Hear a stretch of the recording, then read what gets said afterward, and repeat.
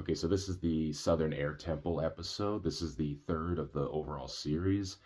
And while I can't say the show has really started to hit its stride yet, this is where it's starting to hit the ground running. So the first two episodes were just kind of a little bit of basic setup, and this is kind of more or less the same in terms of setting up the world, but it's introducing a lot more and it's really starting to get the ball rolling.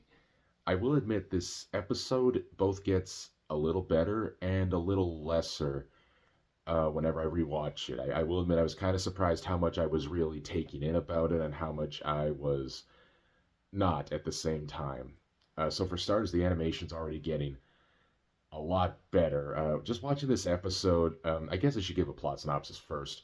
So Team Avatar, the trio, has journeyed to the Southern Air Temple, which was Aang's home before he ran away and got frozen in the iceberg. And Katara and Sokka are warning him that things might not be exactly what he remembers. He has been gone for 100 years. But he's remaining optimistic because, he figures, there's no way that the Fire Nation was able to get to the air temples because they're way high up in a mountain. So they go there and Aang tries to have fun even though something is definitely not right. The temple feels just a little too quiet, and so the trio is just trying to help Aang be a little bit happy, even though something sinister is clearly going on here.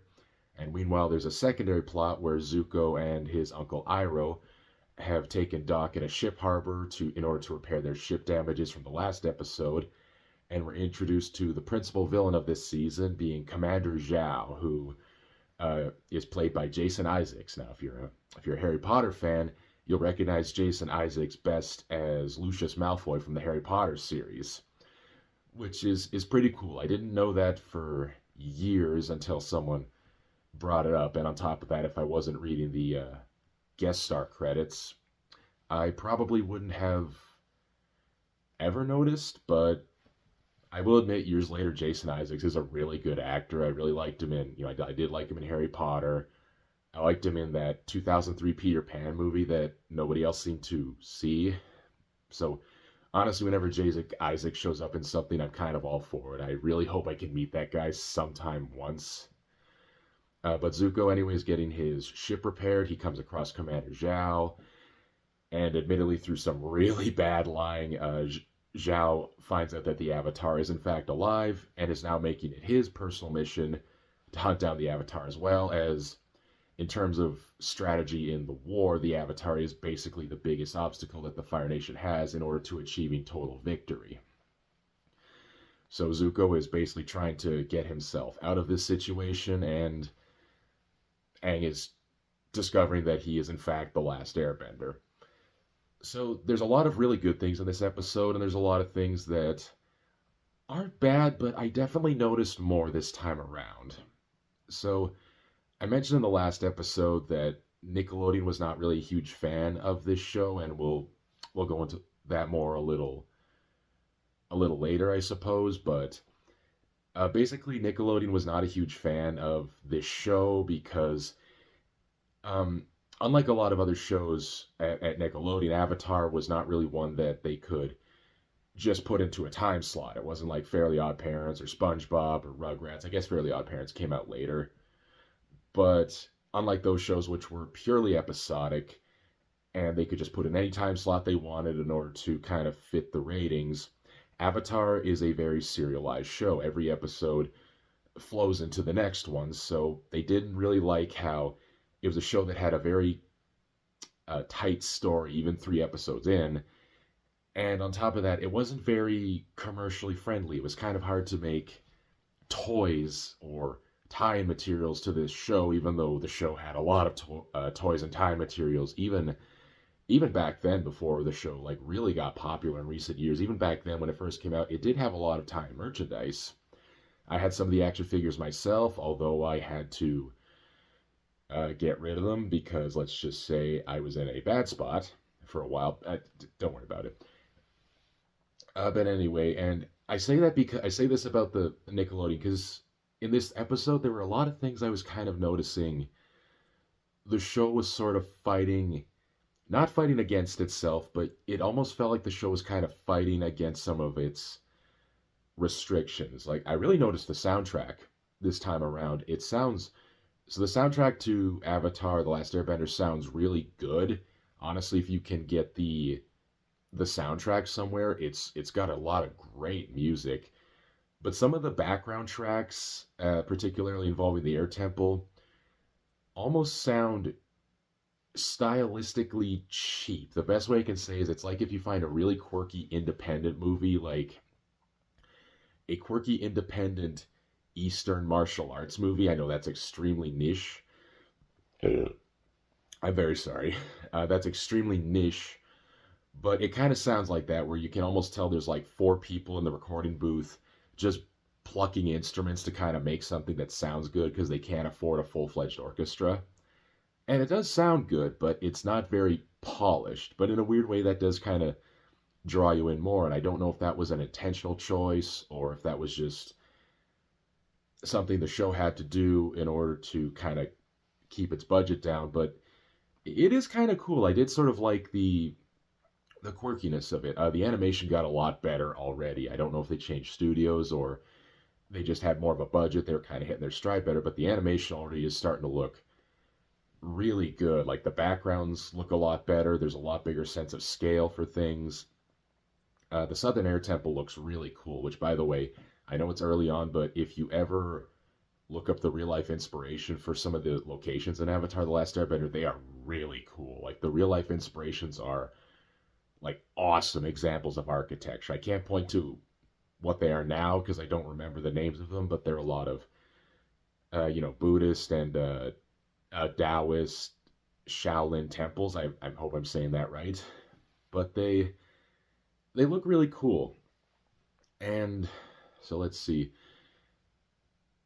One detail I kind of noticed about this in this particular episode. I guess I should explain one thing first. So I'm sorry. I'm sorry if I keep jumping around again. I'll get better at this. But one thing about the show that it sets up now is that the Avatar is a hereditary and cyclical type of thing. I mentioned before that the Avatar is someone who can bend all four elements and is a connection to the spirit world. And it turns out that the Avatar actually has a very long history. The Avatar follows a cycle where every nation gets an Avatar every generation. I might have mentioned that before, but I'm just going over it again. So it goes from water, earth, fire, air. Every one of the nations, when the previous Avatar dies, the next one is reincarnated into the next nation in the cycle. So the last one was fire. Now we have Aang, who is the last Airbender.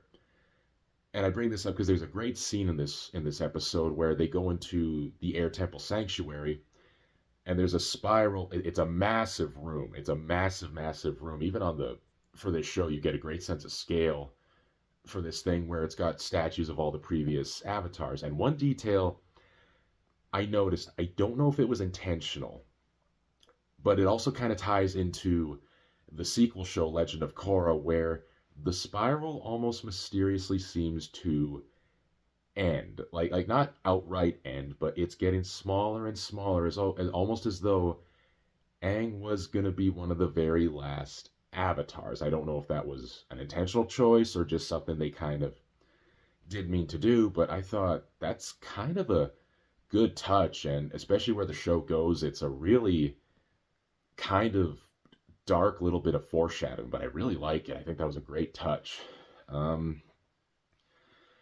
Sadly, this episode is also the introduction of Momo. Now, if you're a fan of the show, Momo is what's known as a flying lemur. It's this creature it's called a lemur.